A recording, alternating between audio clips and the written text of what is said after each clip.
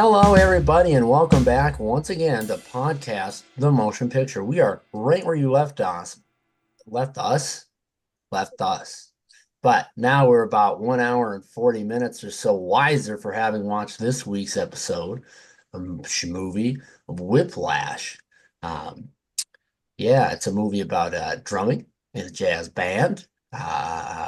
Miles Teller plays this hot to trot young student, not very good at social skills. All he wants to do is drum. All he wants to do is prove himself to the world. And he finds an outlet for that with J.K. Simmons' character Fletcher, except Fletcher's not all the ever joyous Muppet that we see him out to be. As it turns out, he's a little bit ruthless when it comes to his conducting styles. You got other characters like Tanner the drummer, Connolly the drummer, and Nicole the girlfriend. And anyway, let's get going, guys. What are your thoughts on this movie? Just the old scuttlebutt. What's going on? Whiplash. Noah, you've talked about this movie every day of your life since you saw it, so why don't you go ahead I and have. Yeah, I'll kick things off. This is in the running for my favorite movie of all time. It is. I've seen it. I don't even have a count. I would guess 20 to 30 times. I've seen it probably every year since it came out in 2014. I watch it when I'm sick. I watch it when I don't know what else to watch. It's just one of my favorite things ever. And when we picked it for this week, it was just like one of those things like, yeah, okay.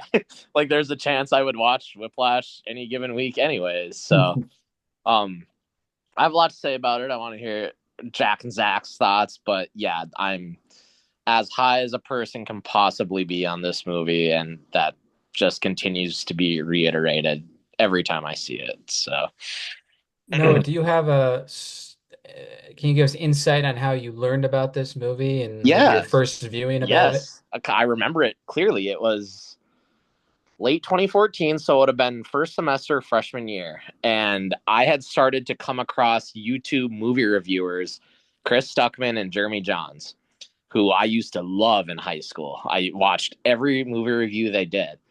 But around this time, I hadn't gotten into like film yet. I really liked like the Avengers movies, and I liked stuff like that. Like I liked popular movies, but I didn't like movies.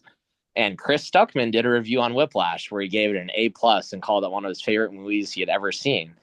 So also at this time, my parents were still like pretty strict about what I watched, and I remember going to my mom and I was like, "Can I watch this movie? It's rated R." And she was like, "Yeah, whatever." And I watched it on my iPad Mini in the dark in my room on my bed, and it just changed. Like I don't want to say it changed my life, but this is kind of the movie that got me into movies the way I am now. The finale, especially, like the whole movie, you're like pretty glued to it. J.K. Simmons is giving as like electric as a performance as you've ever seen. But that finale just floors me every time. The last 10 to 15 minutes of this movie is just insane. And I'll never forget seeing that for the first time on my tiny little iPad in my bed. So yeah. I first heard about this story from a man we all know, Alexander Fitch. A perfect movie that fits his character as well. Mm-hmm. He was interesting. He's pretty insightful for a lot. He's the one that got me into Dexter too, in like eighth grade. But yeah, what are you implying about Alex Fitch?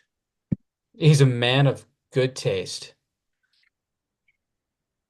Yeah, And again, you know, I will say you would have probably found Dexter on your own. You do. just doing Zach, research. let's be realistic, Zach. Your viewing material was very different than most people's growing up. You were I kind of think you were allowed to watch whatever the fuck you were I think able I to have watch. watched an episode or two before he told me about it, but I didn't know the general story or whatever. And he was allowed to say whatever the hell he wanted to say. Tim Robinson for you. Yeah, I like the part on the drums where it goes crash, and I really liked where it goes boom and bang. Mm-hmm. But not so Just the much bang. the tisk tisk tisk. I've never been a big fan of the tisk tisk tisk. Mm. Yeah, big It is snare wor- drum guy. it's worth mentioning that I don't give a shit about jazz music. I didn't then, and I don't now. And it's a big theme of the movie that's like if you don't have talent as a drummer, you like play for a rock band. And I think that's so funny because that's my shit. Like my favorite drummer of all time is probably Travis Barker of Blink 182. And if I said that to Terrence Fletcher, he would beat the piss out of me. So I think it's a Really?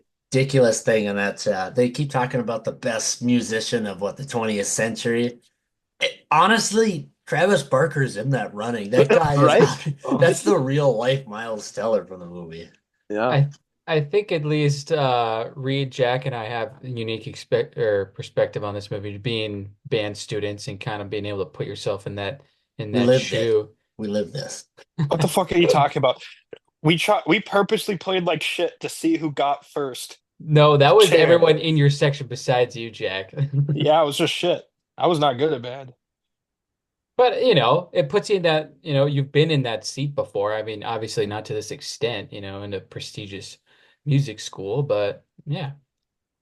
I don't know. I had so the movie starts off with what I think is an awesome way to it gets something going. But when you have two big main characters, when we get set down to film stuff ourselves, I always think who gets shown first, because no matter who gets shown first, unless they're a big time villain, like the audience is going to be like, that's the person, like that's what my eyes are on for the whole movie.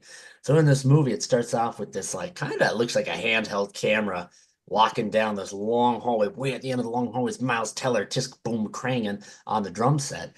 And so you start with Miles Teller, but when it cuts around, you see it's not just a camera. It was actually J.K. Simmons walking up on him. So right from the get-go, we're seeing the two of them, just, one of them not on camera. Anyway, I'll bring up that introductory scene because I like the way it's filmed. But also, I had a very similar, very exact instance, quite the same. Noah and I went to Itasca Community College, and best place to start. And we had a teacher there who's went by Dr.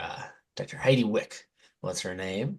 Yeah. Um, she taught she taught the studies of music. That was what her doctorate was in. And I was practicing in the hall, the great hall of ICC. Suzanne Starr, our sociology teacher, Jim of the Great North, she asked me to play piano in this trio for jazz music. So I figured, you know what, why not? I guess I'll do it. I'll help fill in because she needs a piano player. So doing that, sitting there, minding my own business, practicing, trying to get a feel for the grand piano there, and suddenly, crash, boom, bang, Heidi Wick is standing like on the stage, like who let you in here? And I'm like, oh, I'm just here practicing. And then she like tested my metal as a piano player with like, give me your scales. And it was very Fletcher of her. And the thing that like the cherry on top of this was very Fletcher of her. At one point, I looked up and she was just walking away like she was Fletcher. I Wow. think I think she had seen that movie. I swear to God, it was too much the same. Weird. Yeah. Yeah. Mm. If I might piggyback off that thought of, I don't really like jazz music, as Noah said, something that is ridiculous to me. I do like jazz music in movies. Like movies about jazz music always come out pretty good, except for Disney Pixar's Soul. That one's a little, anyway, You saw that? I Not did to cut see you that. off. No, it's, Not to it's, cut you off. would not recommend it. I saw that movie. It's yeah, didn't love Nah, it. don't need it. It, Because it's about a black main character. I mean, it's Well, it's this no, no, well, not that, but jazz music.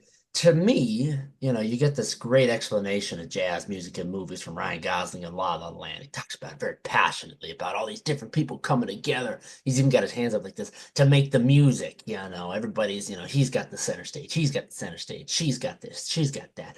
Great. Something that blows my mind is people make sheet music for jazz music. That defeats the whole purpose, sheet music. I've played sheet music for jazz music. It's not jazz music, it's just sheet music. that's why what's his face couldn't wasn't core drummer. Yep. Tanner, right? Yep. Yeah. Yep. Yeah, couldn't read music. It's my memory. I need a visual cue. I do want to ask a comment. Also, as I have not had the chance to say, I do like this movie. It makes my neck feel funny afterward. Recommend Whiplash. Not a very good experience. Uh, no, it's a good movie. But I was going through the letterbox, And apparently Keenan Allen is somewhere in this movie because he's Keenan credited as Allen. an audience member in Letterboxd. And I couldn't see him, but what does that mean? Audience member. That's like just the role he he's like played. it's the role he played. Who's So he's in Keenan the Allen? audience? Yeah, Keenan Allen, he's the Bears former Chargers wide receiver, now a Yeah. Bears wide receiver. I didn't I, know that. that's Yeah. what I said. I was like, oh, I'm gonna So keep an eye out for Keenan Allen, fan of Jazz. Okay. All right. Is there any way that it's not actually Keenan Allen and it's just a different Keenan I don't Allen? know. are I you don't know. questioning Letterboxd right now, Reed? Are you questioning Letterboxd? Yeah. Another character I forgot to drop in here is Paul Reiser as Miles Teller's dad. I think she's a great character.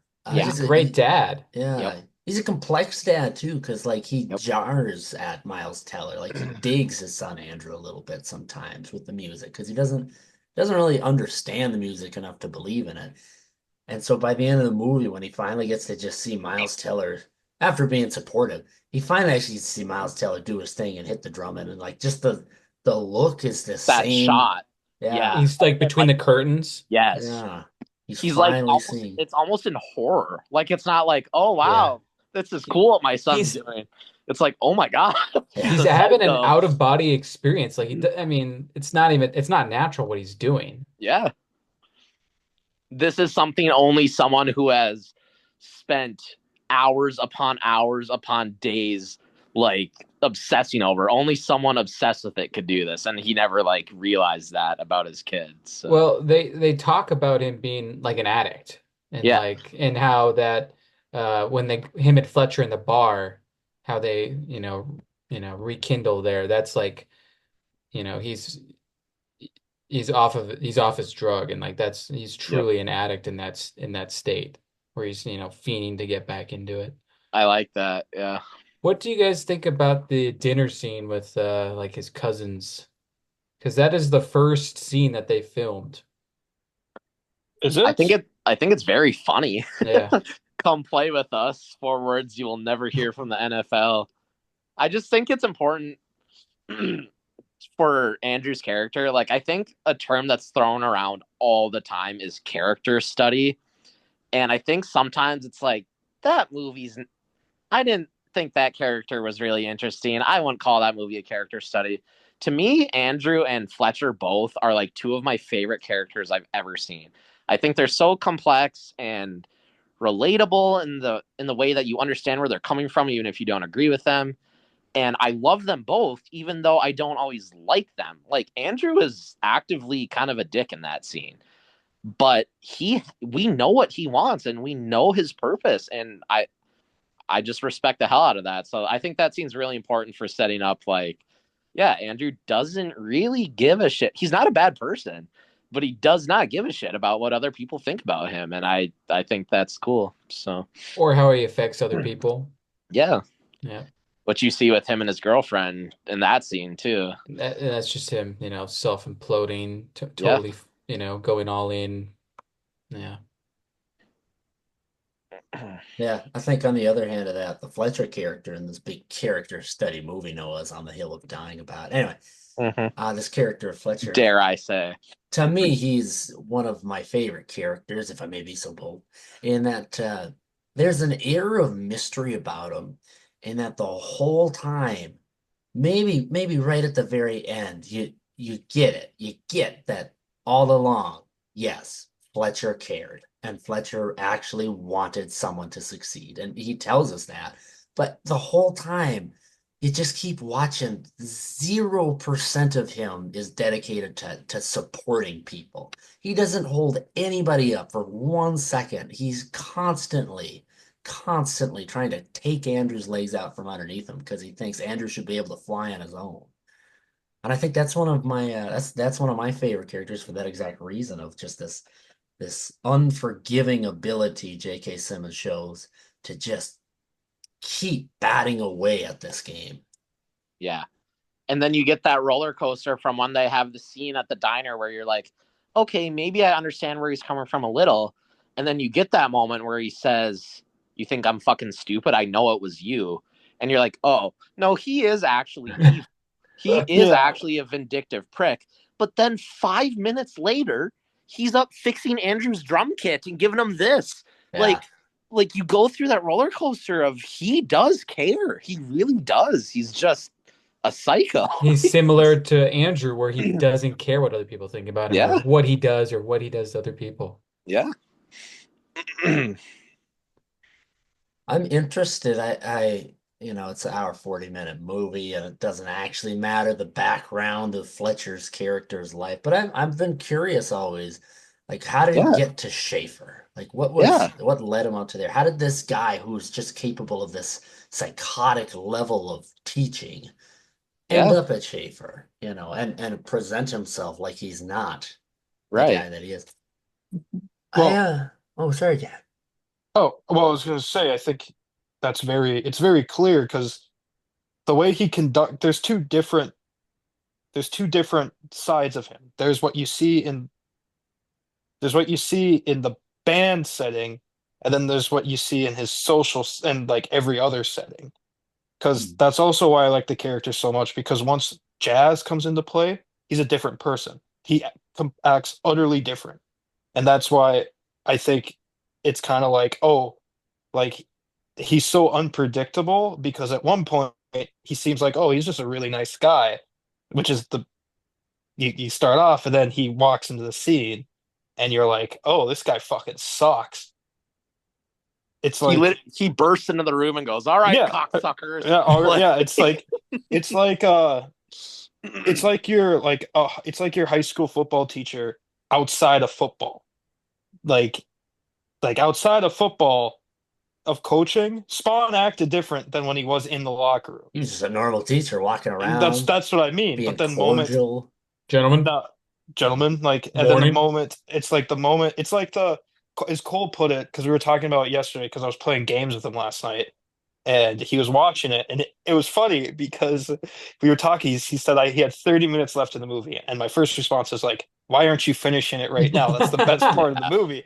But I laughed because he was like, "Yeah, we just learned that what's his face died in the car accident, and it's so interesting because like, did he drive to this?" And he also had that car accident. In the back of my head, he's like, "Oh, he hasn't gotten to the point where it's revealed that he killed himself yet, is it?" Yeah. And I was like, "Oh, you're in for a fun one. Like, you have no idea what's coming." But what I mean is he made the comment, he can't be here right now, so I'll speak for him. But he made the comment that Damien Chazelle films this movie like it's a jock movie or like a sports movie where it's everything's on the line, but it's jazz band and drumming. And it's like this super over masculine and super masculinity in what may otherwise not be super like no one thinks about bleeding out and a bloody drum set when you think of jazz. Like the right. average person doesn't. But like it's one of the best parts of this movie is watching this guy play his drum set until he bleeds. Like, Mhm. Yeah. There's a Yeah. particular shot where he's got his hands all cut up from the drum that I love. And he sticks his hand in the ice water. I just love the turning from blue to the ice. But yeah, you're right. That thought of this is such a hyper masculine movie. I've never like I love the movie and I love that, but it's never transferred to reality for me because we were in band. I know band kids. I'm not trying to negate band kids, but like, you know. It's not Right. and But nobody like, gets away with it. But that's what this is. It's a movie, and it takes us to that extra step place of the most extreme situation. I think that's what makes it. Something I noticed, speaking of masculinity, is in Fletcher's studio band, there's not one woman. And there is a woman in the concert band at the very start, and there are women in the JVC performance band at the end of the movie. So I'm very curious for Fletcher, does he not believe in women? Does he not think they can aspire to that level of greatness that a man could? Well, there was only one in the concert band as well, correct? and he makes a misogynistic comment too. Like, Yeah. He let's just does. see yeah. if it's Yeah. because you're cute. Yep, that's why. So yeah, that's definitely like I've never really even considered that before, but yeah, that's Yeah, definitely you could probably say so just by the one comment that we get, and that's kind of Hmm. all they touch on it, I guess. yeah. Hmm. I Yeah. thought you were going to comment on his biceps in the movie, and I was going to say Oh, and that Ah, one yeah, vein that's right the here, fucking that's like huge. He does Yeah. look sick that. in like those black I'll t-shirts. be honest. Whiplash was the first because outside of this movie, you think of J.K. Simmons as the dopey farmers insurance guy sometimes. And Yeah. then I saw this for the first time. I'm like, when did J.K. Simmons get fucking jacked? And then I Yeah. learned he's been jacked the whole time. It's hmm. just that. Yeah. Oh, and there's also like the point where Mouse Andrew he breaks up with his girlfriend and he's a dick after the dinner, and then he starts to wear black t-shirts instead of white as Yeah. well. Yep. I never And noticed that. I wanted to mention too, like Jack kind of touched on it, but the scene where Fletcher plays the CD, the music of the kid that committed suicide, and he's just, I mean, he's actively crying in front of all of his like people that are in such fear of him, but he's so just like confident in like who he is that like I don't know, But like I what happens after that? right, but I feel like J.K. Simmons is remembered for the yelling scenes in this movie and the insults, and I was just really struck by that scene this time of where he has Yeah. those tears in his eyes, and he's just like, he was a beautiful player, and I wanted you guys to know, like Hmm. that's, I mean, that's a phenomenal performance to have that in you, and then to have the just. I can still fucking see you, mini me. Just insults to have both sides of that is just crazy. Do So you think it's the best supporting actor performance that there has been? that's like that's such a wide net to cast, but it's I I'm s- I obviously one of my favorites. It's Yeah. a good one. I don't think you can. It's a blanket statement. That's pretty hard to say. What do you mean, blanket? What I mean is to say who has the greatest supporting actor or actor nomination of all time. And like, there's a lot out there. There's Ray Fiennes in Schindler's List, who plays arguably the most evil character ever. You've got what's his nuts? What's the character's name in Inglourious Basterds, the Nazi? Christoph Waltz. Well, yeah, That's a good another one. good supporting actor of all time. You've got So um, no or I yes? would say, yeah, like probably it's a my top. favorite. I don't know if it's the best, I but my think favorite. I think it's all going to be a wash after this Oscar Yeah, season when Ariana Grande wins it for Wicked. Acting won't matter anymore. acting won't matter. Yeah, I will say I'd have to run down a list of these people. Nobody else comes to mind for a supporting actor or actress, especially not a winning person, who I won think the of Bo award. Starr in Halloween 4 and 5. Sure you do. I'm sure. I'm sure. I'll Um, pretend like I haven't seen those, so I'm just gonna pretend like it's. Yeah. yeah. I don't comment on Halloween with you guys. Yeah. Oh, get on into it, man. It's a fresh fledgling world. All right. Good things in the future of Halloween. Nowhere to go but up. Um, yeah. I don't know if I have anybody that compares to J.K. Simmons in this movie, really. Not off the top of my head. I would like to tell you guys a story that kind of relates to this movie and this genre of film.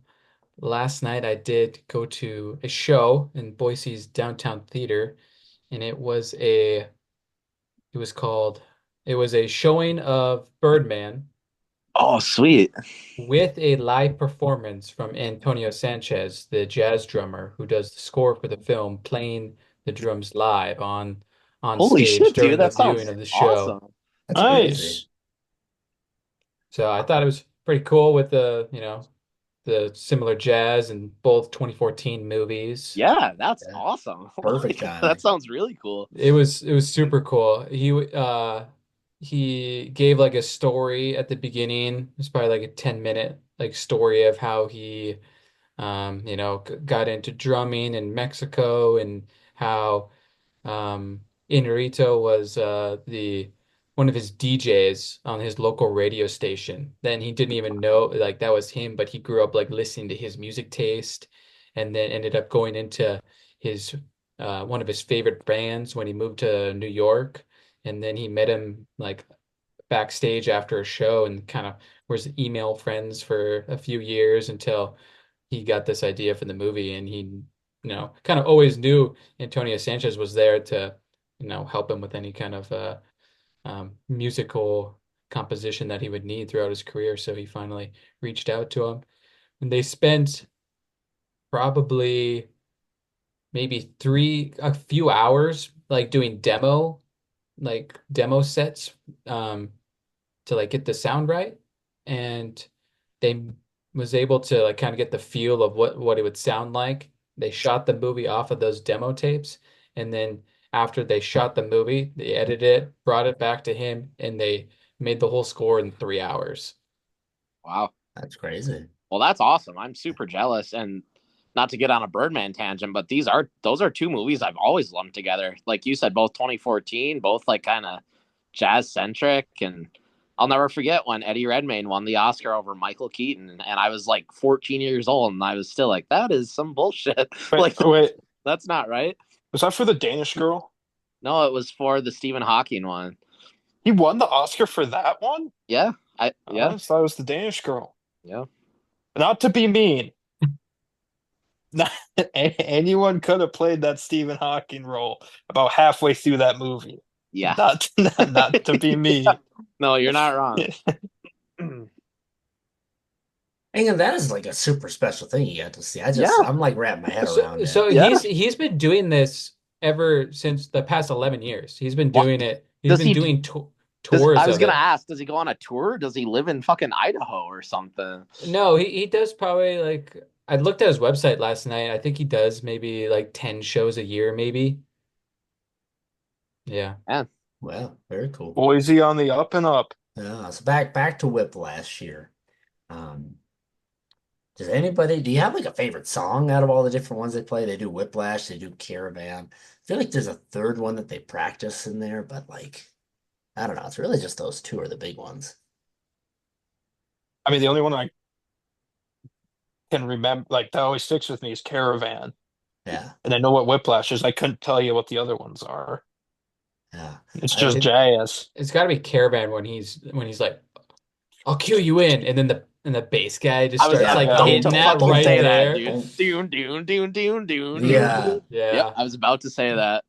This movie has great writing, great characters, great coloring. It's cool. It's Costuming is very really good. yellow. It's a It's very very yellow. yellow movie. I say Yeah, all but that.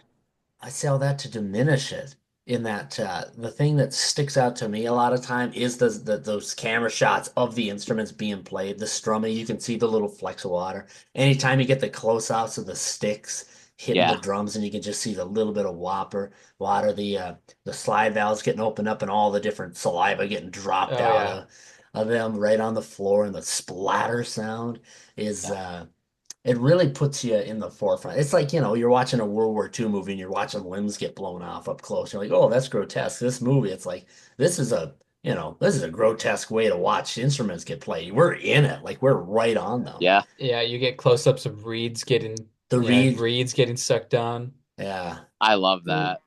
yeah. Yeah, Yeah. Like the No, taste of wood in your mouth. no, that's the shot and the sound of that, the like, is, I don't know. It sticks with me every time I think about it when I go to watch that movie and we're getting to that scene. So Um, to the coloring of it, does it always kind of seems like they're under stage lights, right? That kind of that yeah, warm light, but dim or and dim in the Yeah, surrounding. but also that was kind of the trend in the early 2010s was yellowish lighting grading. I'll say. Like think about it. I'll say, whenever Miles is not in the studio band area or on the stage, there's not a lot of that yellow lighting. When he's going about his day as a normal, filthy casual, walking around not being the greatest drummer ever, and he's trying to go on dates with Nicole or trying to talk to his dad, there's not warm stage lights. I think that's a great note to take is that warmth comes from this prospect he's sitting yeah. in. And Yep, as soon as he leaves it, the light's gone. It's cold. It's a cold yep. world for him. I you're mentioning J.K. Simmons's range in this movie. I think it doubles down towards the end of the movie when they're at the jazz club sitting there and J.K. and Miles are just talking. And it's like the first time the two of them really get to have Yeah, this tonal conversation where they're very much equals. Miles is not yep. scared of him.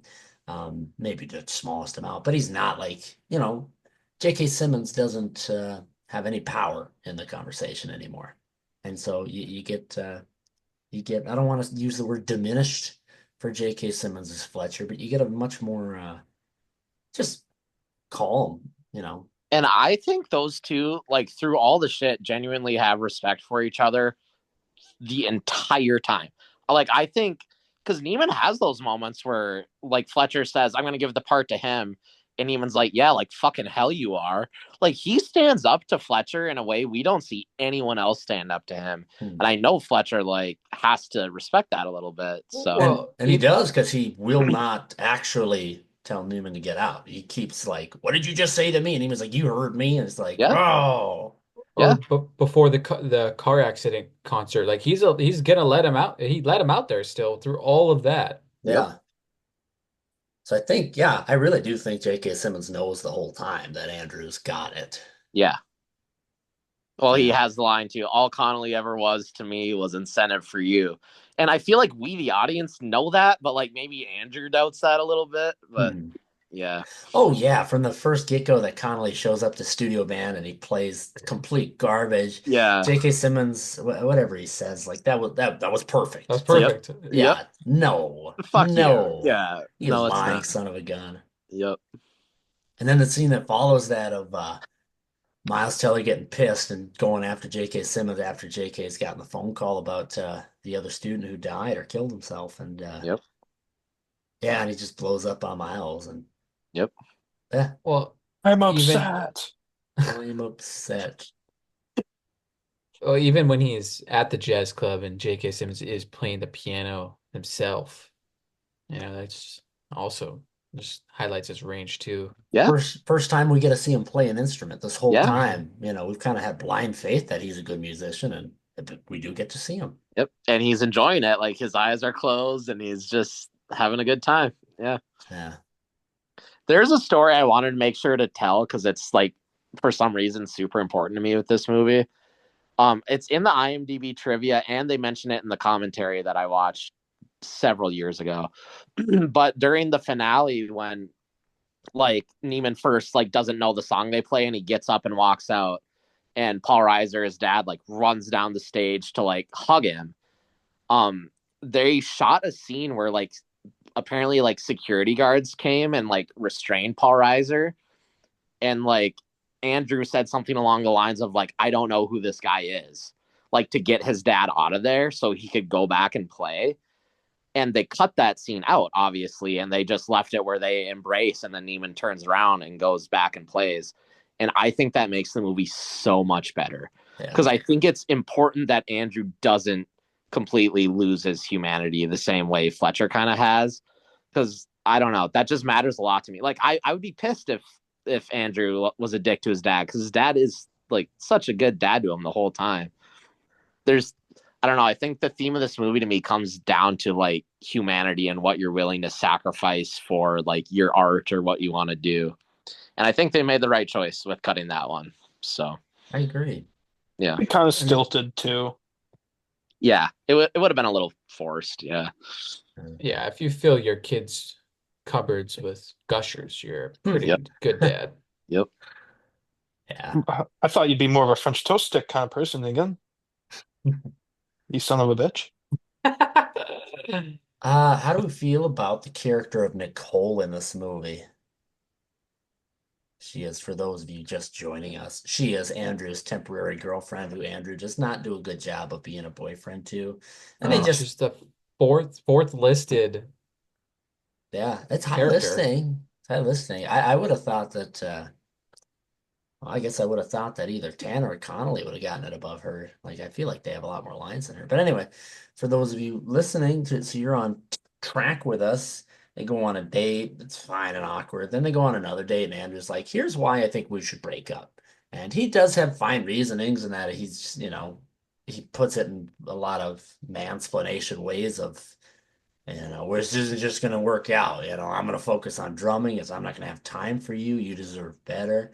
When he could have just been like, I'm just not that into this compared to the Yeah, drumming. Anyway, but bring yeah, all that up so the audience knows. You get this final call with Nicole in which Andrew invites Nicole. Um, to the JVC competition. And Andrew's like, "Hey, Nicole, I'm doing this thing. Do you want to come listen?" And she's like, got him on a rope, got him on a hook. And then she's like, I just don't know if my boyfriend would want to. And it's like, I don't know if Andrews warranted that. Nicole, you're not that special. I don't You, know. Uh, I think it's deserved. I think he she set the goes to picture. Fordham. Yeah, I it, don't know, but she's like kind of hot and she's like dropping down to his level. He did it yeah, first, so yeah. it's hard. I It's think hard Andrew not deserved to. that. I don't know. I think the character is more there to serve as a literary and plot development Do you think she's in the device. story to help develop the story? Yes, A as the wise character. take. A wise take, yeah. No, like what I mean is like she's there to show the familiar side, the familia, I can't pronounce that. The Familiar. yeah, the side that like the personal life piece of it where like he realistically Andrew could have made that relationship work. It was just he was so obsessed with Fletcher and drumming that he said, I'm gonna cut social ties first and I'm gonna do this. And that's where it's kind of like, well, like yeah, I guess it's a dick move, but at the same time, it's like it's not. I'm not discounting the character because Nicole as a character, as we know, she's not the most developed character because she's not supposed to be.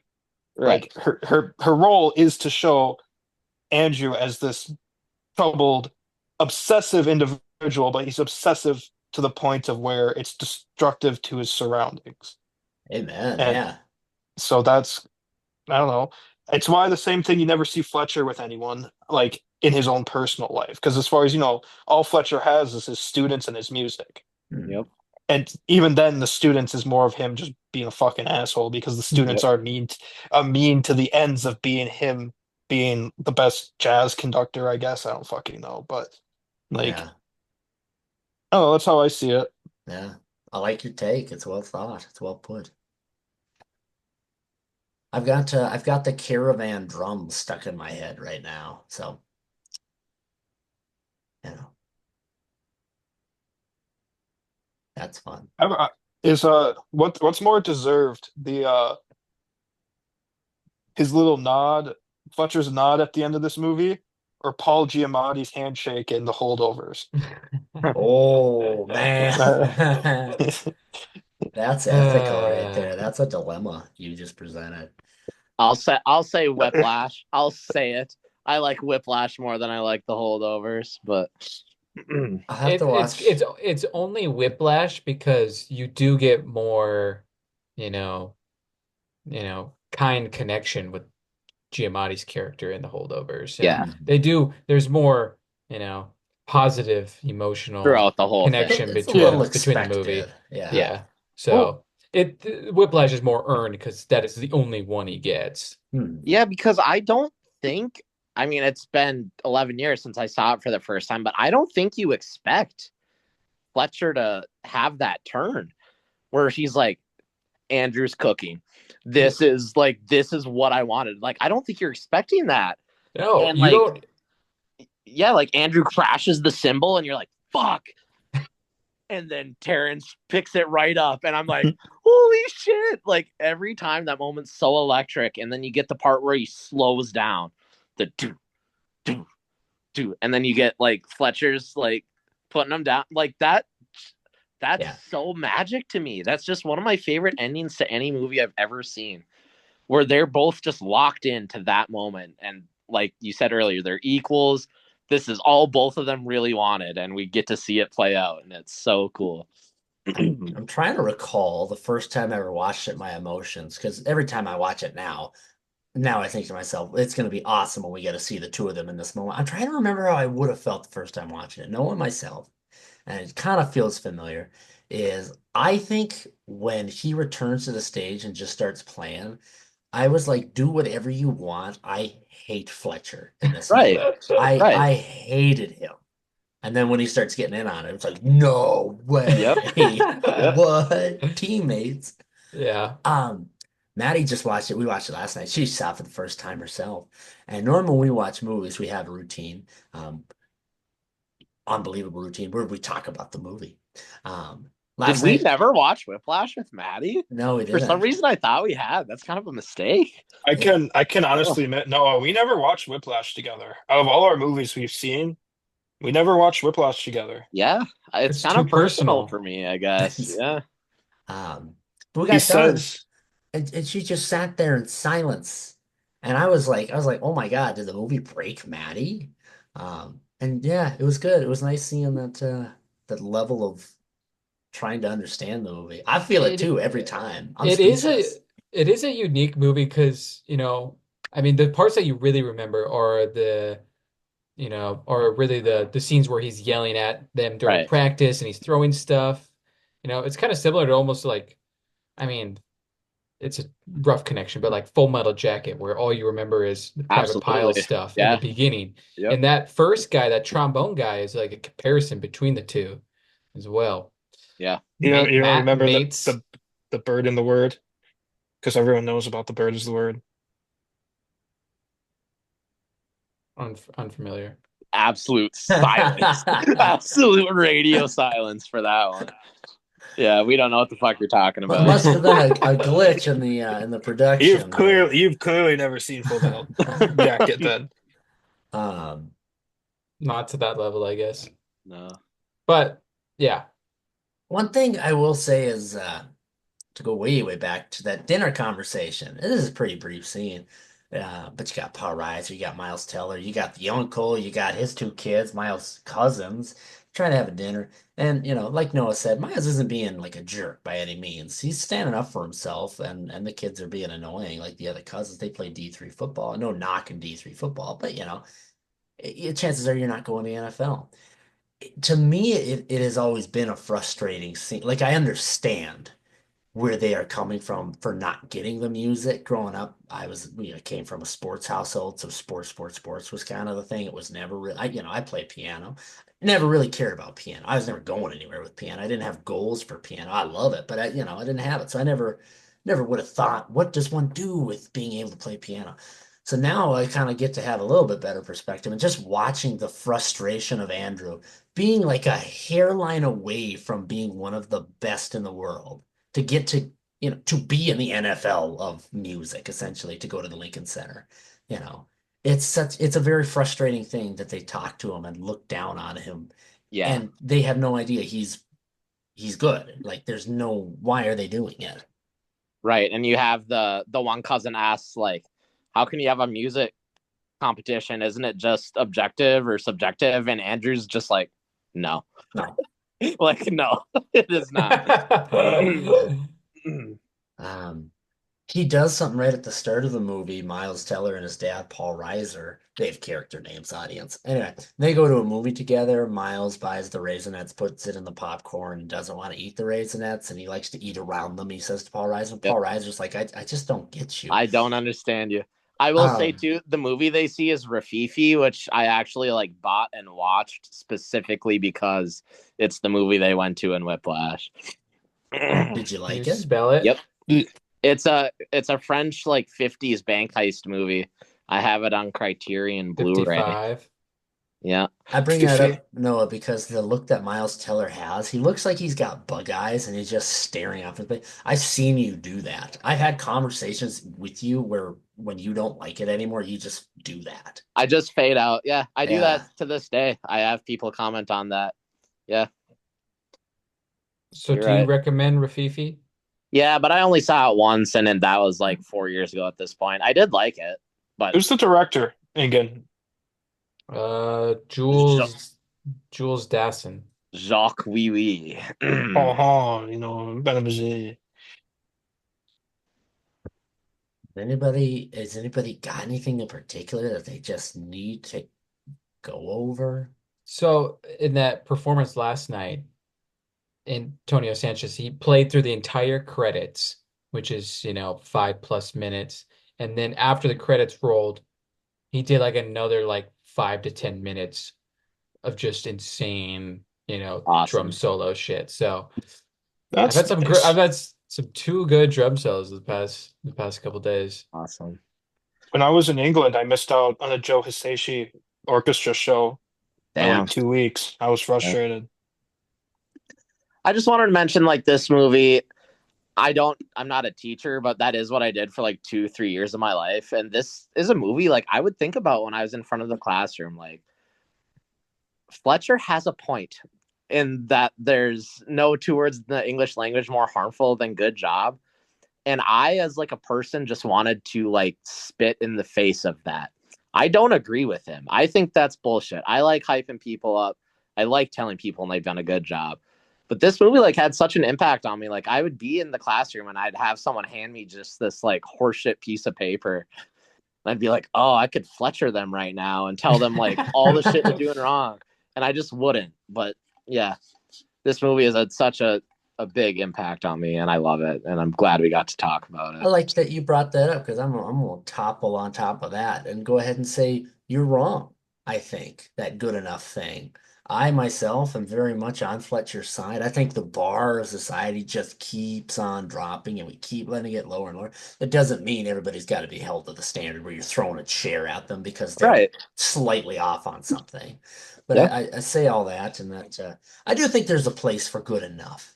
I think for the people who just they do need to hear it and they're never gonna be the greatest. They don't need that level of Fletcher. But I do think he's right in that And if people who are gonna be great get told you're good enough as you yep. are, they're never gonna be great. And I agree So with that too. And that's that's just the interesting dichotomy of this here film we're talking about. so that's So why I thought you should have yelled at your middle schoolers more. I should have. Yeah. Yep. I like when he hit the drum set. I like that too, dude. When Yeah. he punches it. It's a drum kit, Fuck you. I'm actually. gonna put my Fuck you, balls on your drum Fletcher. kit. Oh. Yeah. Put I put my balls on your drum kit, Zach. Yeah, I was gonna mention that earlier. I'm like, did anybody think of this? I know he's full of emotions and whatnot, but when he puts his hand through his own snare drum, it always bugs the shit out of me. Those things are expensive. Well, if you actually watch closely, you can tell Can that you the fucking drum mute him? tears Can you before he fucking mute puts him? his fist through it. Say that again. I need this information. What? He punches through it after he's already broken it. Like the thing tears from him banging Oh, on it. So he's pissed off that he broke it, and then he punches through it. okay. Well, he's already very pissed off at himself and at Fletcher. But yeah, he tears through it and then he immediately punches the shit out of You I, just fucking actually. I can't believe it. that's good. This Yeah. podcast needs more Herm actually moments. Actually. As a matter of fact, Rafifi is directed by Rafufu Rafafi. Yeah.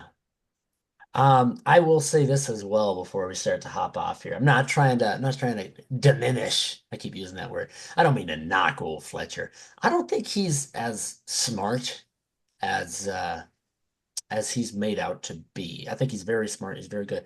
But he gets himself into trouble and he gets fired from Schaefer. He leaves.